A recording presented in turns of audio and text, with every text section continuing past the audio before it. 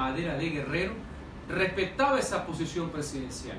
Pero asimismo nosotros, al no compartir esa tarea, al no ser de nuestra responsabilidad y dejando señalado cuáles son los retos de la gestión que va a tener, nosotros nos abstuvimos en un ejercicio de coherencia y también de unanimidad de todos los miembros de la bancada. Hay una vicepresidenta de la República que va a acompañar al presidente en las tareas de gobierno. Es la confirmación de que la senda es la misma, la cual nosotros y gran mayoría del pueblo ecuatoriano cree que no es la adecuada, pero ese es el derecho del presidente, porque también había unos por ahí que querían que nombren el que estaba al lado. No, ese es el gobierno de Alianza País, ese es su derecho y nosotros tenemos el derecho obviamente de no compartirlo, pero eso tiene un antecedente, algo que es injustificable e impresentable, que el señor Glass se haya ido por sobretiempo, se haya ido por agache y no sancionado, censurado y destituido. Y en este caso que nos ocupa en estos días, por lo menos censurado si obviamente ya no tenía y no ejercía la investidura. ¿Por qué? Porque hay que dejar por sentado para estas y las futuras generaciones la responsabilidad política de una persona que comandó el festín estratégico. Sí, yo tengo el comunicado del Partido Social Cristiano. Efectivamente, ustedes allí pues dicen que el vicepresidente tiene esa, por derecho político, ¿no?, proponer a su vicepresidente. También es cierto, y es la parte que quisiera destacar en esta segunda inquietud, que es de su responsabilidad política, como usted lo acaba de decir, lograr esa designación y asumir los resultados de su gestión.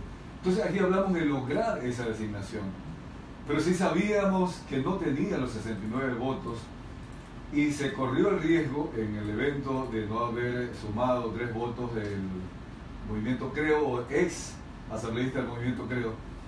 ¿Qué hubiera pasado? Nos quedábamos sin vicepresidente, no pasaba nada. Y durante toda esta campaña de consulta popular combinando los dos temas. No es culpa del pueblo que Alianza País haya metido en vericuetos a la nación, porque fueron ellos los que pusieron al señor Glass, son ellos los que reemplazaron a Correa, son ellos los herederos del atropello, de lo atrabiliario que fue el régimen. Así que eso no es culpa de la ciudadanía de que los tiempos estén marcados, de que hay una consulta popular que es ciudadana, no del presidente Lenín Moreno, y peor de partidos políticos, y peor de los que he visto que están haciendo campaña, en vez de argumentar y concientizar sobre las preguntas, veo que la campaña piensa que es de candidaturas y no de concepto. Veo que sacan unas banderas, salen unos camiones saludando con la cara del dueño del partido. Inexplicable. Cuidado, cuidado, juegan con fuego. Pero bueno, así que ese no es problema de los ciudadanos, es el problema del gobierno. No es problema. Y le pongo, no, cuando de los tenemos ciudadanos, problemas de pobreza, de desempleo. a eso es lo que voy, es que esos son los temas fundamentales. Esto no debe haber pasado ni siquiera así.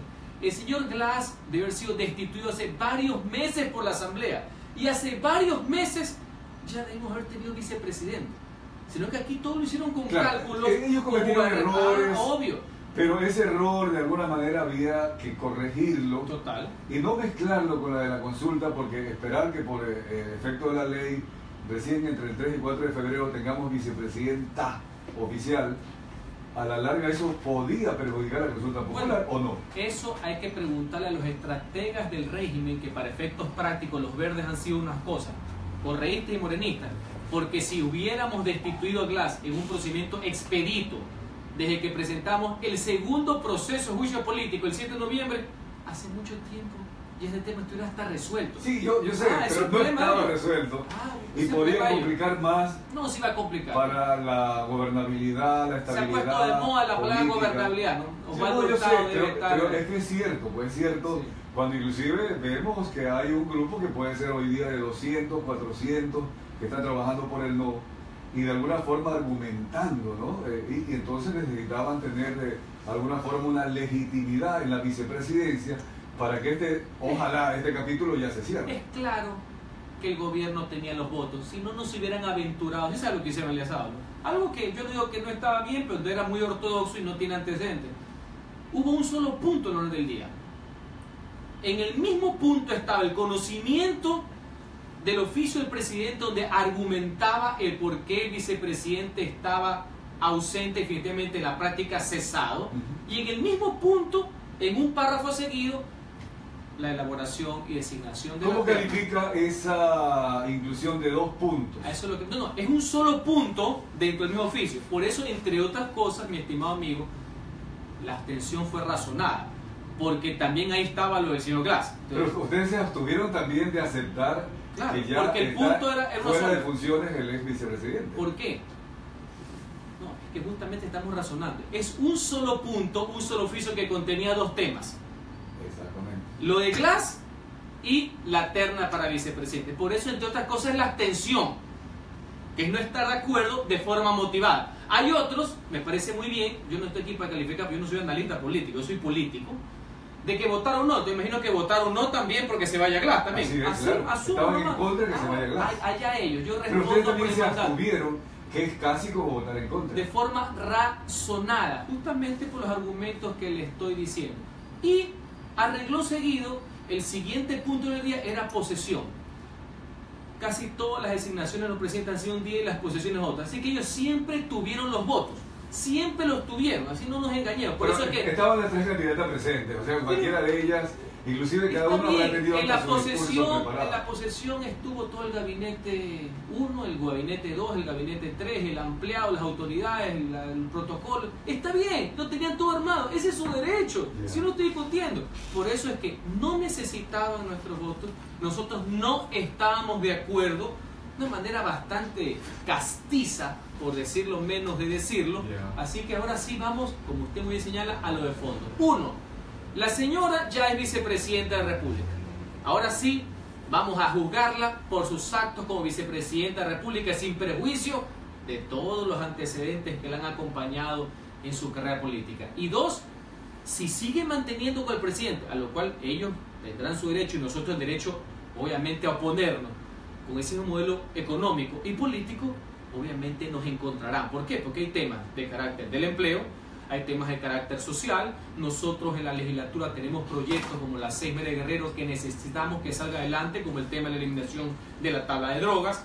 Necesitamos el tema de la prevención y rehabilitación en el tema de drogas. La próxima semana se presenta un proyecto de reforma al Código Integral Penal que tiene que ver, el alcalde lo ha repetido varias veces, con delitos contra la vida, para evitar todo tipo de impunidad, procedimientos abreviados, que salgan y entran de la prisión como que están en su casa los delincuentes, y que la ley esté claramente definida a favor de las víctimas, no de los victimarios. Así que vamos hacia esa agenda. Ya separemos este capítulo, vamos al tema económico, vamos al tema social. Y de por medio está lo que usted muy bien señala, la consulta popular. Que es precisamente la parte en donde ahora yo creo que con otra investidura la vicepresidenta María Alejandra Vicuña va a tener mayor asidero, mayor respaldo para trabajar, porque ella en el discurso, y algo que quizás ustedes como oposición, abogado Henry Galón, lo habrán avalado de alguna manera, porque ellos dicen, nos equivocamos. En las elecciones anteriores, cuando ganaron apenas por 2 puntos, fue un mensaje de que la ciudadanía no estaba de acuerdo con algunos errores cometidos en el anterior gobierno, del cual ella también se reconoce haber sido parte. Era recalcitrante defensora de la reelección indefinida, por ejemplo. Ella ha aceptado en las entrevistas, en la prensa la ha presionado, en su currículum la incluye y no lo van a olvidar que ella defendió la reelección indefinida. Hoy dice fue un error. Entre una de las cosas más lights que ha defendido, ¿no? De acuerdo, valga la aclaración. Una de las más light. Pero ¿no cree usted que es un avance el hecho de que alguien diga me equivoqué? Pero por supuesto, y lo voy a corregir. En política eso es dable, y creo que esa es una de las ponderaciones que tuvo el presidente Moreno para nominarla, que entre su mismo partido cogió a 3 que decían exactamente lo contrario y ahora le sacan la lengua a las que se quedaron de las correctas. Ese es un tema político. Que está en juego en la consulta el tema de la plusvalía para trabajar justamente contra la pobreza y el desempleo. Y que también en ese tema ni le cuento lo que pensaba la vicepresidenta, porque se sentaba a la izquierda también en el Congreso pasado. Ya mismo han de salir los videos para esos argumentos que saca la plusvalía. Esos son peor que la reelección indefinida. Eso sí que fue bravo, mi querido amigo. Pero ya que usted me toca el tema, ese es lo de fondo de la consulta popular. No es poner la cara de los candidatos pensando que es una elección de dignidades, sino de tesis, de conceptos para que el pueblo ecuatoriano pueda vivir mejor, se restablezcan derechos y garantías y obviamente se puedan eliminar todo tipo de cortapisas que conspiren contra su prosperidad. El caso de la plusvalía es un caso paradigmático, no solamente porque era una ley confiscatoria, un impuesto del 75%, no solamente porque fue el reflejo de una tara ideológica del presidente Correa y sus adláteres que le pusieron todo tipo de ingredientes de lucha de clases para justificar lo injustificable, sino que, como tercer y último punto, tal fue la carga emotiva, los traumas, como le llamo yo, que terminaron paralizando el sector de la construcción y afectando gravemente al empleo, que es la razón de ser, la conjunción entre el Estado y la empresa privada. Y ahí están las cifras, y la Cámara de la Construcción y el ingeniero Enrique Pita no se cansa de repetirlo con cifras en mano. ¿Cuál fue el golpe? Esta es una oportunidad y el presidente ha sido sensible en esa línea para que el pueblo, con su voto, el arma más poderosa que existe en la democracia, primero derogue ese tema y podamos trabajar en conjunto, lo público y lo privado, para rehabilitar un sector como la construcción, que es el que mayor efecto multiplicador tiene en una economía a favor del empleo. Eso es lo positivo y eso hay que explicarlo. ¿Por qué? Porque tenemos un Correa por ahí suelto que anda diciendo, no, es que la plusvalía son para los terratenientes, eso es para los ricos. Ojo, hay que hacer también una confrontación como le hicimos en su momento de tesis. No es que la plusvalía y sale la cara de un señor con un banderín blanco con una bandera azul. Por Dios, cuidado, cuidado con el tema de la consulta. Aquí están algunos confundidos, que no solamente que no entienden que esto hay que ciudadanizarlo, que hay que explicarlo, que hay que concientizarlo, sino que encima quieren partidizarlo. Los partidos son importantísimos. Yo defiendo una tesis, yo defiendo un partido político, soy el coordinador de la bancada de un partido político. Nosotros estamos para apoyar la tesis ciudadana, no para arrebatarle a los ciudadanos justamente esa prerrogativa, ese derecho que tienen de que la consulta popular sea el mecanismo idóneo de democracia directa que les permita vivir mejor y progresar. Bien, ahora para que la economía funcione es necesario que haya primero una legitimidad, además de la legalidad que tiene el presidente Lenín Moreno, hoy ya con su vicepresidenta oficial. En la práctica hay otras dos preguntas por las que está trabajando el expresidente Rafael Correa también, y habla sobre el tema de la conformación del Consejo de Participación Ciudadana y especialmente con el tema de la reelección indefinida. Hay que reconocer que no solo en el Ecuador, la historia lo registra, que la reelección indefinida, mismo Simón Bolívar, ya en esa época que teníamos una democracia realmente naciente, en pañales acá en Latinoamérica, él veía que quien quería priorizarse el poder terminaba perjudicando a los más pobres inclusive, y él lo dice. Y es raro cuando hablan de los bolivarianos y dicen vamos a la reelección indefinida. Pero sin embargo hay un grupo, por alguna razón, abogado Henry Cocarón, que cree que la reelección indefinida es buena, es necesaria, y seguramente el único que sería ahí de por medio para la reelección indefinida es el expresidente Rafael Correa. En ese sentido, la democracia. Yo no voy a contar las personas, me enviaron por ahí algunos tweets que solo 380 personas estuvieron en Montecristi apoyando al expresidente Correa, que hubo un conato cuando alguien salió fuera, Correa fuera, en fin. Aparte de todo esto, lo de fondo, el presidente tiene su mensaje y tiene su carisma, el expresidente Correa. En ese sentido, ¿cuál cree usted que es la proyección del Partido Socialista Madera Guerrero para contrarrestar ese tipo de mensaje en el fondo, que más es el tema de la democracia que el tema de las personas? Qué importante esa reflexión. Por eso yo creo en la lucha por las ideas y no subestimo en esa lucha jamás a nadie. Nosotros hemos sido coherentes y consecuentes.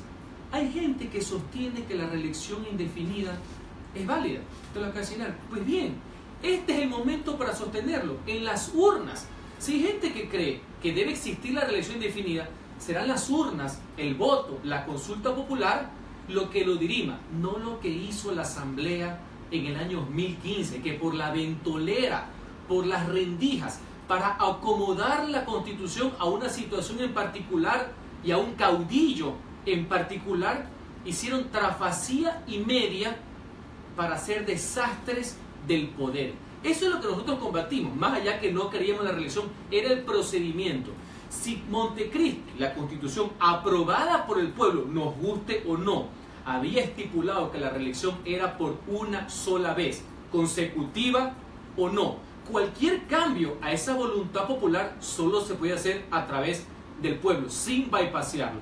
Ahora es la oportunidad de los que sostienen que sí, que voten porque continúe la reelección indefinida. Los que siempre sostuvimos que no y que adicionalmente creemos que había que consultarle al pueblo, obviamente vamos a sostener ese criterio. Hay algunos que han cambiado, lo decía hace unos minutos.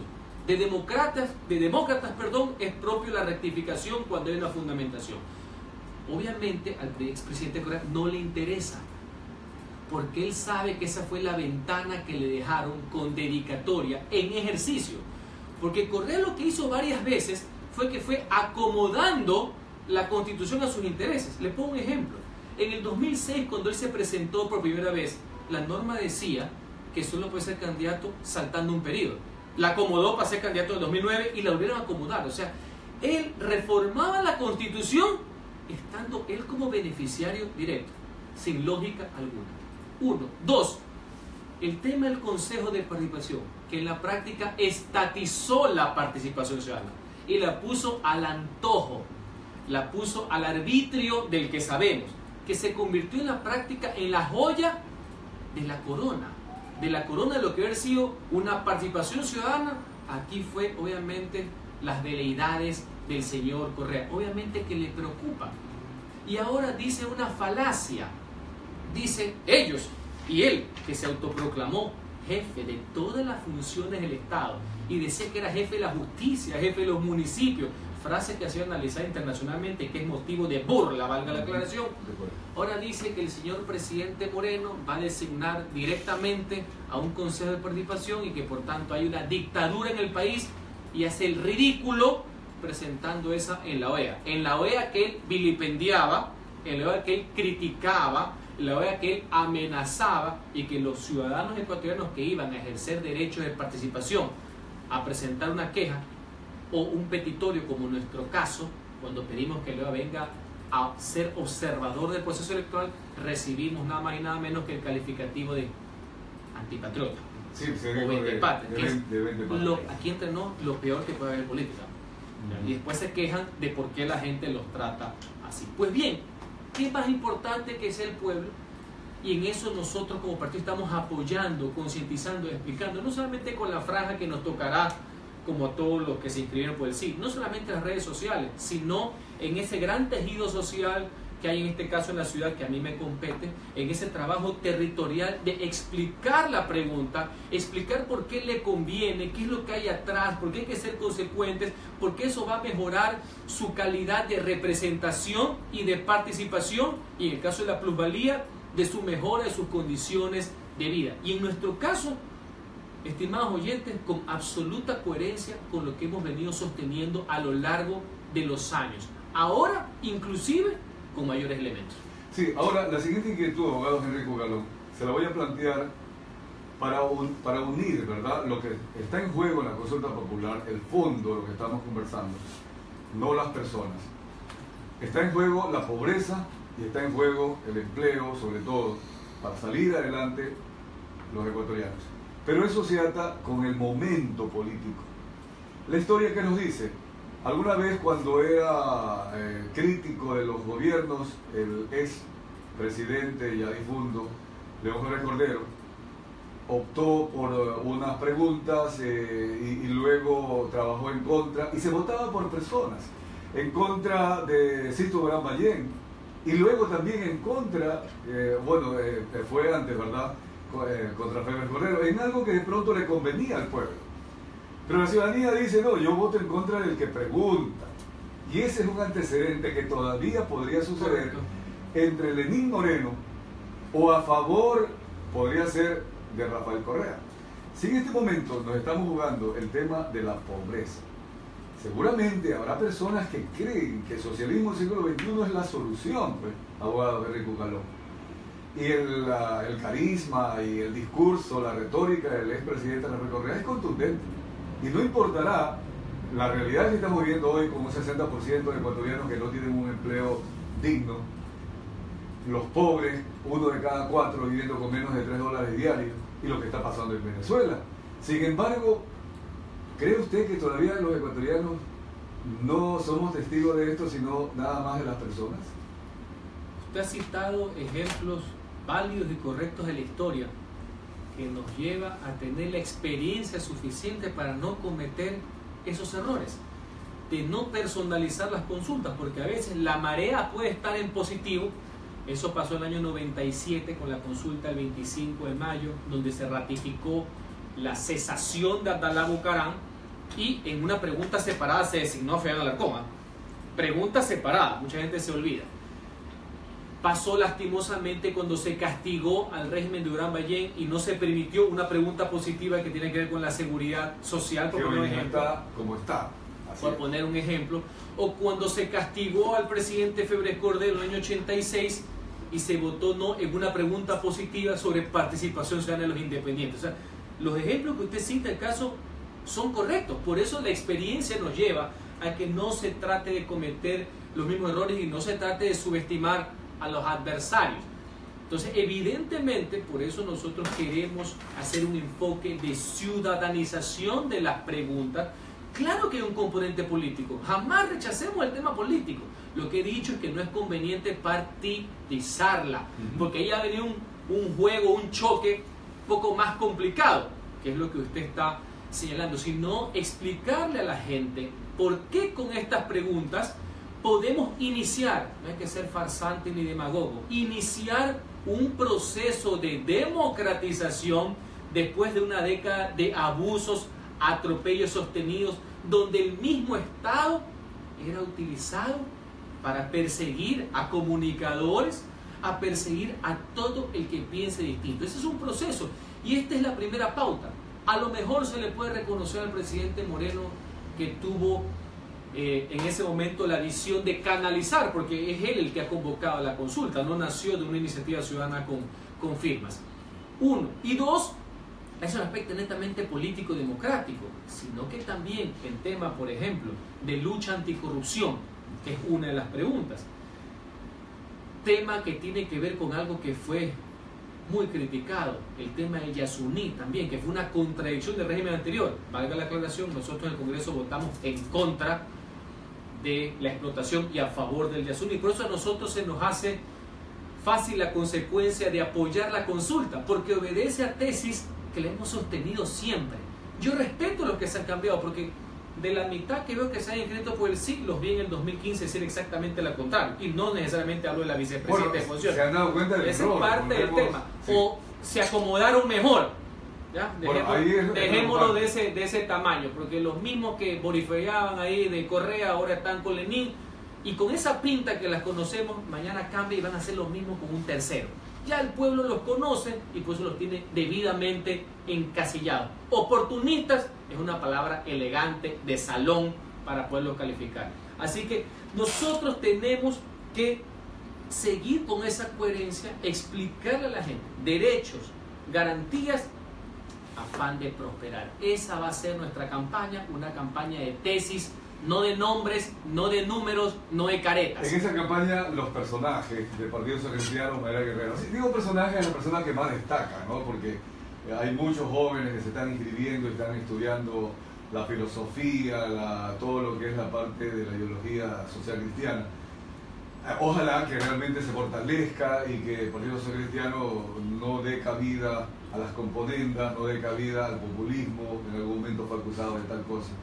En esa línea de pensamiento, el alcalde Jaime Nebot, Henry Cucalón, Cintia Viteri, van a salir a la calle a golpear las puertas. Pero por supuesto, esa es parte de nuestro trabajo, lo hacemos con muchísimo gusto, lo haremos de forma muy fundamentada, muy argumentada, de puerta a puerta con los consejos barriales, insisto, con este gran tejido social que se llama Guayaquil, no diferenciando si son de las 6, de las 12, de las 23, pueblo, señores. Vamos. Y también, no solamente, vaya que las redes sociales tienen un espacio importante, aprovechando cada espacio que por la representatividad que momentáneamente se ostenta, por la dignidad que nos confirió el pueblo ecuatoriano, como este espacio, todas las radios, etcétera, para llevar este mensaje como estamos haciendo ahorita. explicando cada pregunta. Yo no estoy diciendo vota por las 6, yo estoy diciendo vota por Henry Cucalón. Vota por ti mismo, vota por ti, vota por tu progreso, por tu bienestar, por tus derechos. Y eso no es explicado. Si un movimiento, un partido político que también esté por el sí, que diga, esa es nuestra idea, la consulta es nuestra idea, esas fueron nuestras preguntas. Esa es la típica confusión entre los conceptos de la propiedad privada con los conceptos del interés general. Una gran confusión, pues será el ciudadano que sepa determinarlo. Nosotros lo tenemos claro. Esto es de propiedad de la gente, del pueblo. Los partidos y los políticos, que así como tenemos gente que nos apoya, también hay gente que obviamente no comparte nuestra visión. Debemos respaldar, debemos apoyar y debemos concientizar. Sumados todos, obviamente podemos abarcar una mayor cantidad de gente y explicar por qué ellos, el ciudadano de a pie, el que nos está escuchando, no el político, va a mejorar sus condiciones de vida democráticas y económicas a partir del 4 de febrero. Ese es nuestro reto, ese es el desafío. Bien, para concluir, la última inquietud, abogado Henry Cucalón. Algo que yo debo reconocer durante todos los años que hemos estado trabajando en este informativo, que al Partido Social Cristiano se lo puede criticar y se le puede hacer preguntas difíciles y ustedes no han eludido, no se han disgustado, han respondido a todas. En este caso le acabo de plantear si esa recuperación de esa ideología social cristiana contundente por los intereses del Ecuador, más que los intereses partidistas y aún posiblemente de los candidatos, que a veces es difícil decirle a un candidato, di la verdad aunque pierdas votos, pero creo que esto es lo que estamos viendo en los últimos tiempos del Ecuador, que es una gran necesidad de ese baño de verdad. Y no lo estoy elogiando al Partido Social Cristiano ni a usted, pero creo que hay que reconocer esa nueva manera de hacer política. Y también lo destaco en otros partidos, otros movimientos, con asambleístas jóvenes que también están allí en la asamblea, y espero que nunca más se den las componendas, los amarres, yo te doy esto, tú me das lo otro. ¿Cree que podemos pensar ya, bueno, todavía habrá mucho que recorrer, pero por lo menos hemos iniciado ese camino de una nueva política? Soy optimista, guardo inquebrantable esperanza de que hay una nueva clase política en el país, más formada, más íntegra, por decirlo menos. Y en lo que nosotros respecta, ¿cometimos errores? Por supuesto, señor. Por supuesto que lo cometimos. Creemos asimismo que nuestros aciertos han sido superiores. Y aquí en el caso de Guayaquil, donde el pueblo nos juzga de forma diaria, sabemos aquí quién es quién. Entre los que nunca han hecho nada, entre los que no conocen la ciudad, entre los que hicieron poco y se equivocaron mucho, y nosotros que hemos cumplido, que hemos cometido errores, pero que el beneficio de la gente ha sido superior. Y en esta nueva recuperación que usted le llama, muy interesante el uso del término, hemos trabajado en una línea mucho más amplia, no dogmática, no sectaria. Hemos abrazado y puesto en práctica, sí, la economía social de mercado, un liberalismo social moderno, no excluyente, alejado de todo extremismo, con mucha conciencia social, pero con un acápite. Puede sonar que yo lo digo aquí en este micrófono, gracias por la oportunidad de dirigirme, pero todos los días lo tratamos de poner en práctica. En la legislatura, siendo consecuentes con esta proclama, muy en lo social. Eso es lo que nos diferencia de la derecha retrógrada de antaño, y lo que hace el municipio de Guayaquil, donde el ciudadano pobre y de clase media de la ciudad sabe que nos hemos volcado a atenderlo, que nuestra prioridad son ellos, que los privilegiados son ellos.